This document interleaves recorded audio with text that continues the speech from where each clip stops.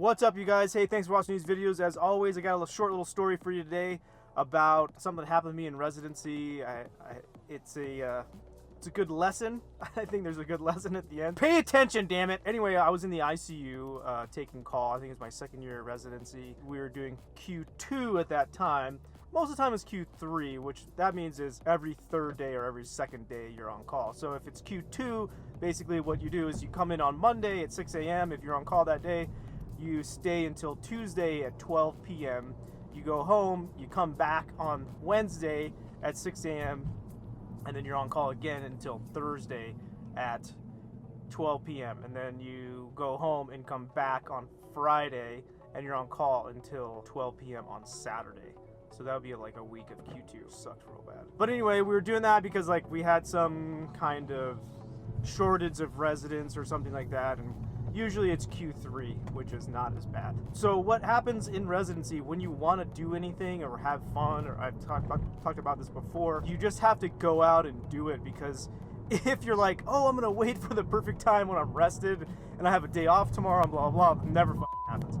So my folks came in town and they wanted to like hang out, do something. I can't remember what it was. I was finishing Q2, like a week of Q2, okay? I got off at like noon, and it was like the Saturday or whatever the last day of my week was. They wanted to go hang out because they were, in town. So I was like, all right, we'll go hang out. So I was already up for like, and usually you sleep a little bit, but sometimes it's like 45 minutes the entire night, and sometimes it's 30 minutes, and sometimes you do get like a couple hours of sleep and stuff like that. So, but I think this one was a pretty bad one, so I slept maybe like a half an hour, 45 minutes that last night. So then my parents were like, yeah, let's go do this, that, blah, blah. I went out with them. I was like super tired. I couldn't even stand. I could barely stand up in the store. I think they wanted to go to like the mall. My dad's a big hunter, so he wanted to go to Cabela's because there's a Cabela's by like where we were and not by his house. So he's like, oh, let's go to Cabela's. All right. So we go there. I was like barely stand up in the store. It's a little bit of a drive too from where I was. So it was like an hour drive. So we like go in the car, like barely stay awake. So then we come back and we ate, and after you eat and you're super tired like that, you just crash. And I was off the next day. Okay, so all right, I'm just gonna go sleep. It was like 6 p.m. or maybe 7 p.m. I don't know. It was kind of early.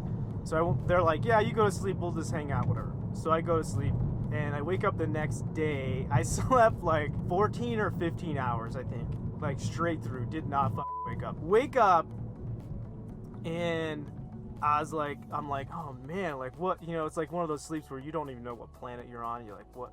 I don't even know where I am. What time is this? 1915? Is it 2008? I have no idea. So I wake up and I'm like, oh man, I was like, look at the walls, like where the am I? I'm like in my own house. Okay, I bought a house when I was in residency. I was like in my own house, like, oh okay, it like took me a second. Then I was like, I realized, did I bring water? Was I drinking water in the middle of the night? Why is my bed all wet? I fucking pissed myself. I was like 32 years old maybe, and I wet the bed. You know why? Cause I was committed, bitch! No, but seriously, not a great thing to happen. Don't get me wrong.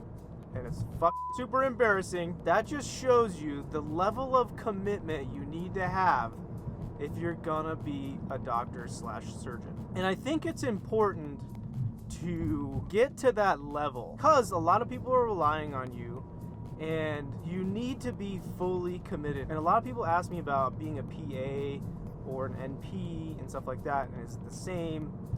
And it's not the same because of the level of commitment. You are committing basically your life's work to other people's well-being. And if you don't have that level of commitment, it's hard to take care of those people as well as they deserve.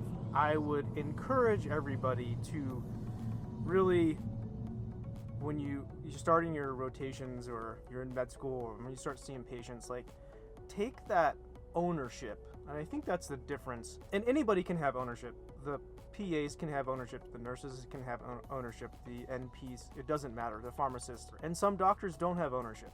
But it's very important. I think that's something that I learned in my surgical residency, is they were very big on owning that patient. Like, that is your patient, you're responsible for everything that happens to them. And once you kind of take that responsibility on, then you start to give that patient the treatment and the care that they deserve. Anything short of that, in my opinion, I think is doing the patient a disservice. That's my little story. That's about it. I'm here in the garage. So you guys, thanks for watching these videos. Subscribe, like, share, all that good stuff.